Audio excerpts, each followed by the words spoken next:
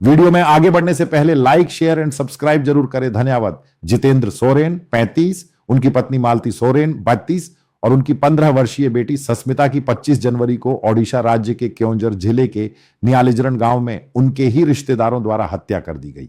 रिश्तेदारों का मानना था कि पीड़ित परिवार के ईसाई धर्म अपनाने के कारण उनके परिवार में बीमारी आई है।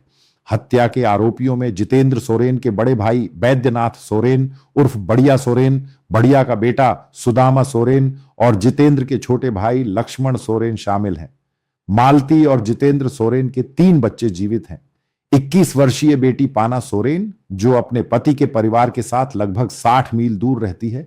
18 वर्षीय बेटा सुगुड़ा सोरेन भुवनेश्वर में छात्रावास में रहता है और 12 वर्षीय सबसे छोटी बेटी रानी सोरेन, जो माता पिता के साथ रहती थी। हालांकि पुलिस, शिकायत और स्थानीय मीडिया ने इस हत्या को जमीन विवाद बताया, लेकिन मृतक दंपति के बेटे के अनुसार परिवार का ईसाई विश्वास इस हत्या का मुख्य कारण था। सुगुड़ा सोरेन ने कहा, हमारे ईसाई होने की वजह से उनकी हत्या में बहुत बड़ी भूमिका रही। हत्या के समय सुगुड़ा छात्रावास में था। पुलिस ने 25 जनवरी को रात 11:30 बजे घासीपुरा थाने में भारतीय न्याय संहिता BNS 2023 के तहत हत्या और साझा आपराधिक मंशा की धाराओं में FIR संख्या 21 दर्ज की और तीनों आरोपियों को गिरफ्तार किया।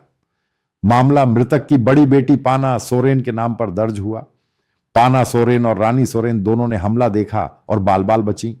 कारण, जितेंद्र सोरेन 8 महीने पहले मसीह में विश्वास करने लगे थे, क्योंकि उनकी लंबी बीमारी परिवार पर भारी पड़ रही थी।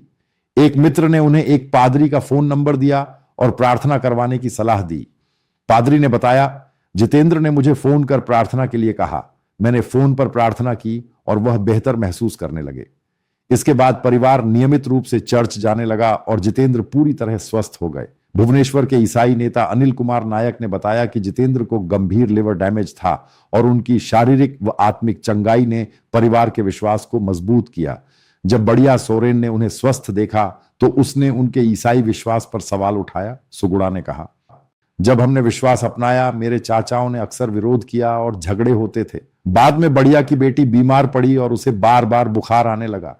उसने आरोप लगाया कि जितेंद्र चर्च जाकर जादू टोना करके अपनी बीमारी उसकी बेटी में डाल दिया।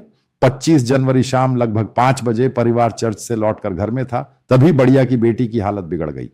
सुगुड़ा के अनुसार उसके चाचा अपने बेटे और दूसरे भाई के साथ बांस की लाठी और कुल्हाड़ी लेकर घर पहुंचे। बढ़िया ने घर में घुसकर जितेंद्र को पीटना शुरू कर दिया। तभी बेटी सस्मिता पिता को बचाने दौड़ी। सुदाम ने उसकी गर्दन कुल्हाड़ी से काट दी और उसकी वहीं मौत हो गई। मालती जब बेटी के पास पहुंची तो उसे भी मार दिया गया। जितेंद्र भागे और दया की भीख मांगी, लेकिन तीनों ने पीछा कर लाठियों से पीटा और कुल्हाड़ी से उनकी भी हत्या कर दी। पाना और रानी ने यह सब देखा। बढ़िया ने पाना से कहा, अगर जान बचानी है तो भाग जाओ। डरी हुई रानी पास के गांव भाग गई और लोगों को बताया, जिन्होंने पुलिस को बुलाया। संपत्ति विवाद नहीं, सुगुड़ा के अनुसार जमीन विवाद था, लेकिन कभी हिंसा नहीं हुई। ईसाई विश्वास अपनाने के बाद तनाव बढ़ा। वह और उसकी बहन अब एक ईसाई परिवार के साथ रह रहे हैं और गांव लौटने से डरते हैं। रिश्तेदारों ने संदेश भेजा, मसीह को छोड़ दो, हम तुम्हें रख लेंगे। सुगुड़ा ने जवाब दिया, हम मसीह को नहीं छोड़ेंगे, हम ईसाई रहेंगे और ईसाई के रूप में ही मरेंगे।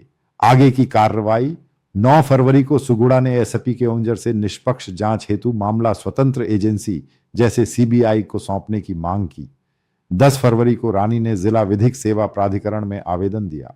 प्रार्थना सभा 16 फरवरी को पुलिस सुरक्षा में मृतक के घर पर प्रार्थना सभा हुई, जिसमें लगभग 400 लोग शामिल हुए। ईसाई नेताओं ने बच्चों की सुरक्षा और मानसिक शांति के लिए प्रार्थना की और न्याय की मांग की।